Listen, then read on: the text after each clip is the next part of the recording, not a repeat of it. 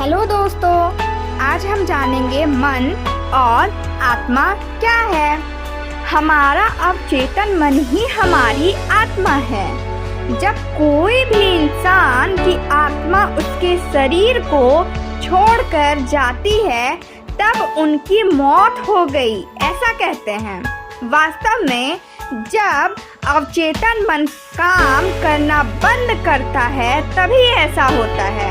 मतलब जब शरीर के अंदर की जो क्रियाएं हैं वो हमारे अवचेतन मन करता है और जब वह क्रियाएं बंद हो जाती हैं तभी इंसान की मौत हो गई, ऐसा कहते हैं। दोस्तों, इस तरह हमारा अवचेतन मन ही हमारी आत्मा है और सभी का अवचेतन मन एक अलौकिक शक्ति के साथ जुड़ा होता है जिसे हम परमात्मा कहते हैं।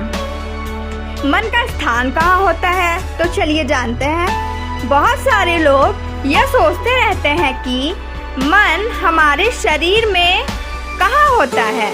मन कोई चीज नहीं है जिसे हम भौतिक रूप से देख सकते हैं, बल्कि मन एक शक्ति है, मन एक ऊर्जा है।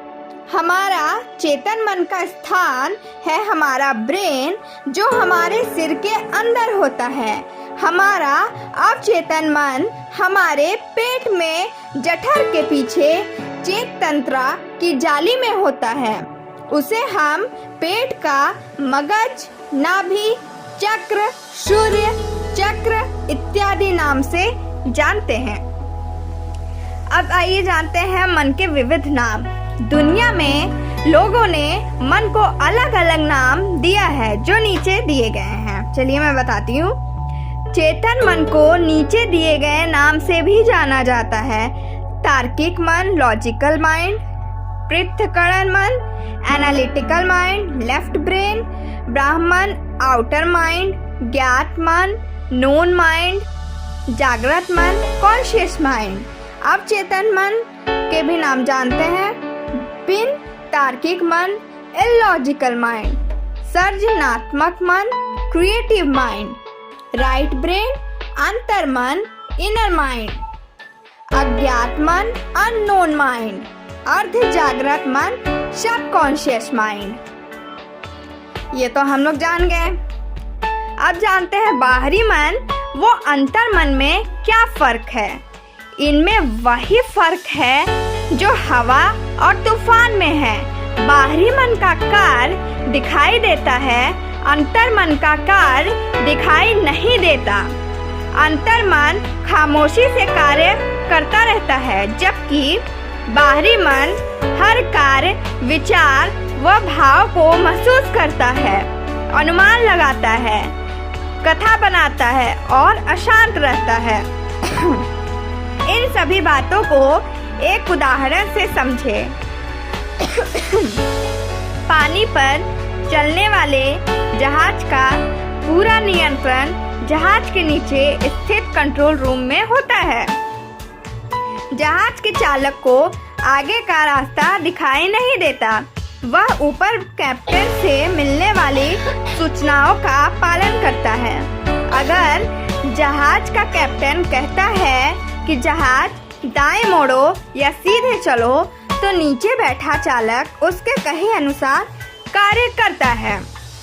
अतः कैप्टन की एक गलत सूचना भी जहाज को डुबो सकती है। ठीक इसी तरह शरीर रूपी जहाज का कैप्टन है हमारा चेतन मन और नीचे जो चालक है वह है हमारा अंतर मन। चेतन मन की सूचना पर हमारा अंतर मन कार्य करता है और शरीर का पूरा नियंत्रण अंतर मन के पास होता है। अंतर मन को गलत सूचना मिली कि मैं बीमार हो सकता हूँ, गरीब हो सकता हूँ, मैं फेल हो सकता हूँ, तो भविष्य में उस इंसान के साथ नकारात्मक घटनाएं होने की आशंका हो सकती है। इसलिए अपने विचारों के प्रति सदा जागृत रहें कि कहीं हम अपने अंतर मन को गलत विचारों के जरिए आकर्षण ना करें। चलिए एक एग्जाम्पल से समझते हैं। कि जैसे कि कोई कैदी है, कैदी का एग्जाम्पल हम लेते हैं। कैदी को यह यकीन दिलाया जाता है कि उसके शरीर से एक एक बोतल खून निकाला जा रहा है। हर बोतल के साथ उसने बिल्कुल वही महसूस किया जो बताया गया था। अंत में इसी तरह से उसकी मौत हो गई। उपरोक्त उदाहरण पढ़कर आपको लग सकता है कि इसमें आश्चर्य की क्या बात है। यदि किसी इंसान के शरीर से खून निकाला जाए तो उसकी मौत निश्चित है, जबकि सच तो यह है कि उस कैदी के शरीर से सिर्फ एक ही बोतल खून निकाला गया था। वैज्ञानिकों ने पलंग के नीचे एक और पाइप जोड़ रखा था। कैदी को पाइप से टब में पानी गिरने की आवाज़ सुनाई दे रही थी, जिसे वह खून के टपकने की आवाज़ समझ रहा था। इसके फलस्वरूप उसके मन में यही विचार चल रहे थे कि मेरे शरीर से खून बाहर टपक रहा है, मैं मर रहा हूँ। वह कैदी यह दोहराता रहा और धीरे धीरे मर गया। इस प्रकार इंसान पहले विचार करता है, फिर वह चीज हकीकत में बदलती है। इस सिद्धांत को समझाने के लिए अनेकों प्रयोग आयोजित किए जा चुके हैं। मनोवैज्ञानिकों ने विचार की शक्ति पर कई प्रयोग किए हैं, जैसे किसी इंसान का आत्मसूचनाओं द्वारा मन की गहरी अवस्था में ले जाकर कहा, अब हम तुम्हारी बाह पर लोहे की एक बहुत गर्म सलाख दागने वाले हैं। हकीकत में उसके हाथ पर साधारण सलाख रखी गई, लेकिन आश्चर्यजनक रूप से उस इंसान की बाह पर फफोला उभर आया। सलाख बिल्कुल गर्म नहीं था, लेकिन एकाग्रित विचारों की वजह से उसकी बाह पर फफोला आ गया। इस प्रयोग के साथ ही वैज्ञानिकों ने यह भी साबित कर दिखाया कि यदि विचारों से फफोला उभर सकता है तो विचारों से ही फफोला जा भी सकता है। मगर नकारात्मक विचारों को कैसे हटाएं? जब भी आपको कोई दुर्घटना दिखाई दे या कोई नकारात्मक विचार मन में आए तो उससे विचार को बेअसर करने के लिए मन में 3 बार कहें, कैंसल कैंसल कैंसल, यानी यह विचार रद्द किया गया है। ऐसा कहने से नकारात्मक विचारों का असर तुरंत समाप्त हो जाता है। 3 बार कैंसल कहने की यह आदत जिंदगी भर आपको नकारात्मक विचारों को बेअसर करने में मदद करेंगी। कैंसल कहने के बाद कहें, अतीत बीत चुका है, तूफान जा चुका है, इसलिए अब मैं शांत हूँ। जिस विचार ने मेरे भीतर यह डर पैदा किया है, मैं उसे महसूस कर चुका हूँ। मैं उस विचार को 3 बार कैंसल कर चुका हूँ। अब यह विचार अनजाने में भी मुझे छू नहीं पाएगा। यह विचार का मुझ पर केवल सकारात्मक असर होगा।